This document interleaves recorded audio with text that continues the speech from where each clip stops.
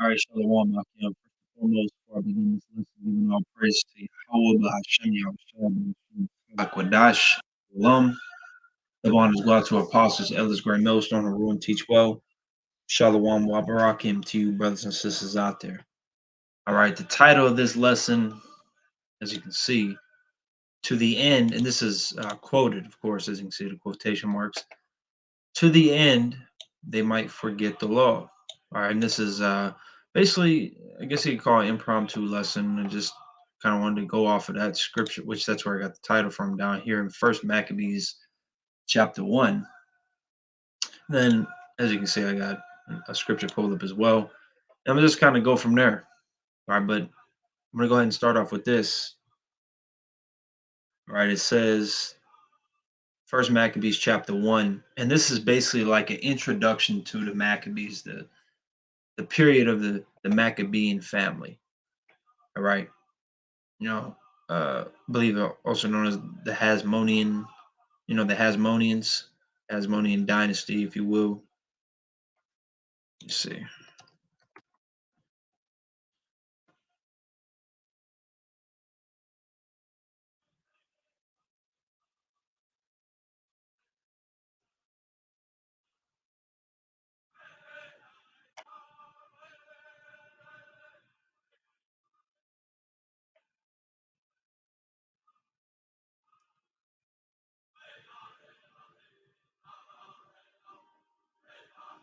Okay, yeah. I just wanted to fact check that and make sure I wasn't putting all false information out there. All right, so this is the introduction to that period of time, which this was a rebellion that Yahweh Shemel Shai was dealing with, you know, because the Lord is not always with taking up arms. Today is a prime example of that. Back in the time of Yahweh Shai, it's a prime example of that we're not meant to grab up weapons and fight against, Esau, Edom, or any other nation for that matter. But this was one of those appointed times, just like how we had back in the day before we had kings, we had judges that was appointed.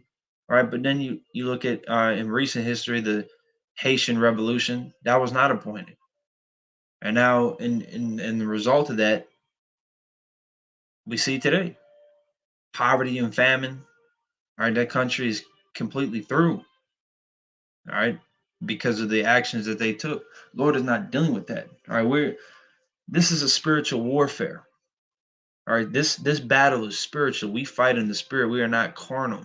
All right, we know once Yahweh Shai returns, that's when things are going to get cranked up, and we're going to receive those new bodies. How righteous are we of the elect, and then we're going to become hunters. But as of right now, we're fishermen. All right, that is our job solely to wake up the elect. All right, and we're supposed to endure persecution. We're not saying, somebody recognizes you. Oh, that was the dude that was out on Saturday, and he punched you in your face. You're just supposed to get beat up. No, you defend yourself. All right, but Ecclesiastes 3 tells us there's a time and a season for everything. All right, right now is not the time to be fighting, to make, to taking up arms. It's the time to be exalted in the names of Yahweh Shema Shai, simply teaching the word until our big brother comes back. All right, but this time in the Maccabees, this is a period of time in Israel where it was appointed for a rebellion and it was righteous in it. Truly was a monumental moment in so-called Jewish, as they say today, but really, Israelite history, Hebrew Israelite history, which is you so-called Negroes, Latinos, and Native Americans, especially in this period right here, dealing with you so-called Negroes of Southern Kingdom, and even more specifically, so-called Haitians, Levi. All right, but it's a monumental period of time, which is where we get the holy day Hanukkah. All right, we get which we keep to this day. That holy day came from this story. All right, but I'm not going to go into the story full fledged. I just want to kind of introduce with that. I'm just going to read a few precepts out of this First Maccabees 1, and then we're going to go from there. So this is verse 43. It says, "Yea, many also of the Israelites consented to his religion," to him being Antiochus Epiphanes or Antiochus Epiphanes. It says, "to his religion and sacrifice unto idols and profaned the Sabbath." So during the time of the Greeks, we can see that we have people from the nation of Israel who are becoming Gentiles, right? They're throwing away their heritage and following the customs of the heathen, which we're told not to do. Jeremiah 10 and 2. So just that one scripture alone proves that in the New Testament, when it's talking about the Gentiles coming in and receiving salvation, it's talking about Israelites that have disconnected from their heritage. All right. Whether, you know, they had put it off knowingly, or maybe they were raised by parents that had put it off, so they never even knew they were an Israelite. They never knew who their true power was. They never knew the Hebrew. All right, which today all of us were Gentiles. All right, no, we were not. None of us were raised in, the law, statutes, and commandments, other than High Priest Ariah, to my knowledge. Elder High Priest Ariah, he was raised in the truth, but other than that, majority of us were Gentiles following Christianity, Islam. It doesn't matter what you were following. If it wasn't what you're following right now, you were a Gentile, man. Okay? So, verse 44, for the king had sent letters by messengers unto Jerusalem and the cities of Judah that they should follow the strange laws of the land and forbid burnt offerings and sacrifice and drink offerings in the temple, and that they should profane the Sabbaths and festival days and pollute the sanctuary and holy people, set up altars and groves and chapels of idols and sacrifice swine's flesh and unclean beasts, that they should also leave their children uncircumcised and make their souls abominable with all manner of uncleanness and profanation, to the end they might forget the law and change all the ordinances. All right, what law are they forgetting? That you're supposed to do a certain speed limit in the school zone? No, this is talking about the laws of Moses. All right, the laws that Yahweh Shemel Shai gave to the Israelites through Moses. All right, that's what this is talking about. Now, we're not saying don't keep the laws of the land, you got to, but we're coming into a time very soon when there's going to be certain laws and decrees that are brought forth by the rulers of this world, and it's going to conflict with the laws of Yahweh Shemel Shai, and that's when you have to make a decision. Are you going to serve God or man? All right, because when they were off the CHIP, the MOTB, all right, that's when you're going to have to decide who is my God truly. All right, because you're going to have to say, F the CHIP, I'm going with Yahweh Shemel Shai's laws. The Lord told me I take it. I'm going to perish in that nuclear fire. I'm not taking it. The Lord don't want me to. Okay, well, now you're going to go into prison or you're going to get put to death. And our people were dealing with a situation like this in this story. Because it tells you that Antiochus was like, look, you don't want to do this? You want to continue to follow after your God? Well, I'm going to kill you. Murder, rather. I'm going to murder you. And the same thing happened back in the time of Nebuchadnezzar. The three holy children, the friends of David, or not David, Salakia, the friends of Daniel. Wrong name. The friends of of Daniel the prophet. All right, in the time of Nebuchadnezzar, he was like, well, basically he said everybody's got to bow down to this idol. They did, so they were thrown in the furnace, and they didn't die, right? Because Yahweh Shemel Shai preserved them in that fire. They didn't. It said when they came out, they didn't even smell like smoke or nothing. It was as if it never happened. But the two, what was it? Two guys, the people that threw the three holy children in the fire died.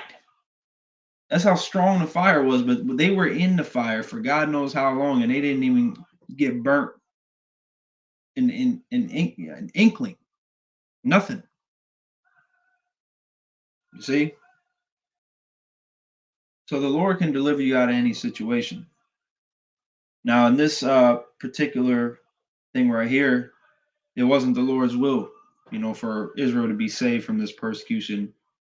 And this just goes to show Esau, Edom as well, because you read, and Israel's essentially minding their own business. And here comes Esau, Edom, who collectively today is the so-called white man. The same thing happened with the northern kingdom over here on the western hemisphere. Here comes Esau, stinking on ships, So basically, wherever Jake is at living, if Jake isn't miserable and stressed out and in pain, well, Esau, he'll change all that. All right, now that's beside the point. But the lesson topic came from this 49. To the end they might forget the law, and that's what Esau, along with these other nations, have done. All right, that matter of fact, that's the Psalms 83, and this deals with the nations. All right, the nations all conspired to destroy us, the nation of Israel. Right here, Psalms 83 and 4. They have said, "Come and let us cut them off from being a nation." What's one of the ways you do that? Well, we see in modern day, give them different bywords as titles, separate all the tribes. It's easy, divide and conquer. That's the tactic of the devil. Divide all the tribes up, give them all different bywords, tell them they're not the same people, give them idols, make them separate from the laws of Yahweh by Shema Shai, or which we see that today. And how do we see that today? Well, case in point, when we go out Saturdays or when we do these videos, we have to tell our people it's wrong to eat pork. We have to tell them it's wrong to sleep with another man's wife. It's wrong to steal. It's wrong to murder. It's wrong to be swinging the wrong way. Okay? Why do we have to tell them all these things? Because Esau, Edom, along with the other nations, have beaten our identity out of us, beaten the law out of us. To the end, they might forget the law. So now we're being brought back to the law because we've been living in death for so long. All right, let me go ahead and get this. This is Proverbs 20. What's it?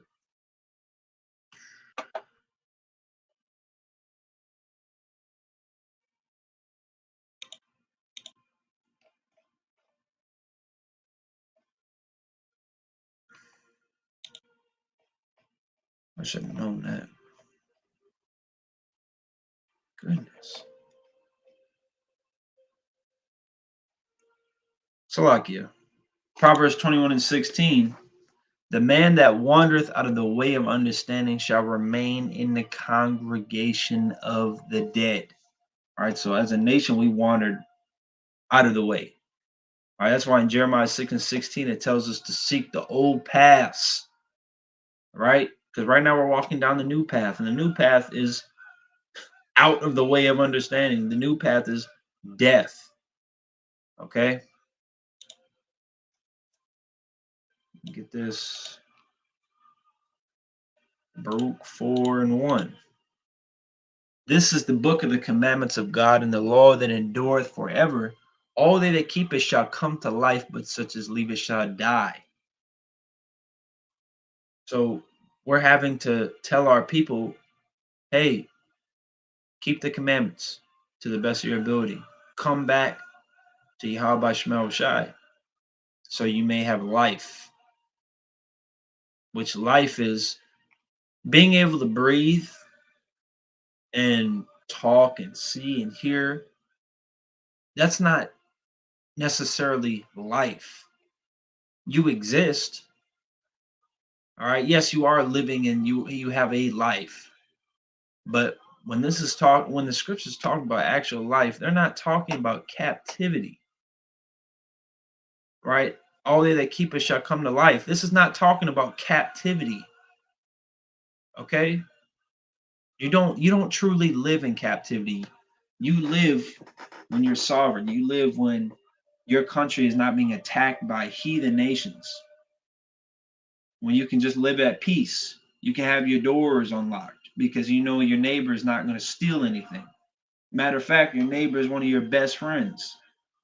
That's life, which we've been a long time without life, which is why it tells in Malachi, Yahweh Shai is coming with healing in his wings, because we need healing. Right? We need to go back to our own land, but we know we can't do that without Yahweh Shema Shai. We're waiting on Yahweh Shai to return and put us back in our land. But once we're back in our land, we're going to have the law, statutes, and commandments established within our land and within the whole world. The whole populace of earth is going to be following the laws of God. Only the Israelites are going to have the new bodies, and only the Israelites are going to be perfect and live forever. But everybody's going to be keeping the laws. Okay? So we're not going to have to worry about death. We're not going to have to worry about anything. Like I said, that's regarding the Israelites. The other nations are still going to die. All right? I mean, they're going to live a lot longer than they do now. That's certain. They're going to be a lot healthier than now because the righteous are going to be in authority. You're not going to have to worry about polluted water and GMO foods, processed foods. And damn near everything you eat got an ingredient that is possible to cause cancer or reproductive harm. You're not going to have to deal with that in the kingdom. You're not going to have to read a food label in the kingdom of heaven. You see, Sabbath comes in, the shop's going to be closed. There ain't going to be no pork on the shelf. Everything's going to be made properly. You see, that's the way it's supposed to be. Everything's going to be fresh, actually grown in the ground or from a tree, not in a lab. But in order to come to that life, we have to return to our power. That's what Allah is. God, it means power. Yahweh is our power. Yahweh by Shemal Bashai. We disconnect from that. We are powerless. We are dead. The things that works for these other nations is not going to work for us. We were set apart. We're above them. We have a certain standard that we have to live up to. We have responsibilities that we have to obey and be obedient onto. Right? We can't just live how we want to live. We're supposed to be grown as a nation. We were set apart. You see, so it was Esau, Edom, and the other nation's job to destroy us, cut us off from being a nation that we think we're just everybody else, that we're just on everybody's level, everybody's equal, everybody's the same, love everybody. When the reality is we're supreme. The reality is we're the greatest people on the planet Earth, and nobody can ever top us. So long as we follow our power. So, I mean, it's pretty obvious, right? If you have a TV on, in order to shut it off, I mean, besides a remote and a power button, but I'm saying you pull the cord from the socket. As long as it's not plugged into that outlet, it's not gonna turn on. But see, the thing that Esau is trying to cut the cord. Esau is trying to cut the cord. He's trying to sever completely the connection we have between Yahweh Shemal Shai. But the problem is the cord is it's impossible to cut. So all Esau really can do is pull it out the outlet, pull it out the socket. So yeah, we don't have power as a nation right now, but all we got to do is plug it back in. We don't need to repair, or we don't need to get a new fan, new TV, a new computer. We just need to plug it in. All right. So Lord willing, that this lesson was edifying to elect. Before I close, giving all praise to Yahweh Shemal Shai, double honors, the apostles, elders, great millstone, Shalom, and Baba Ball.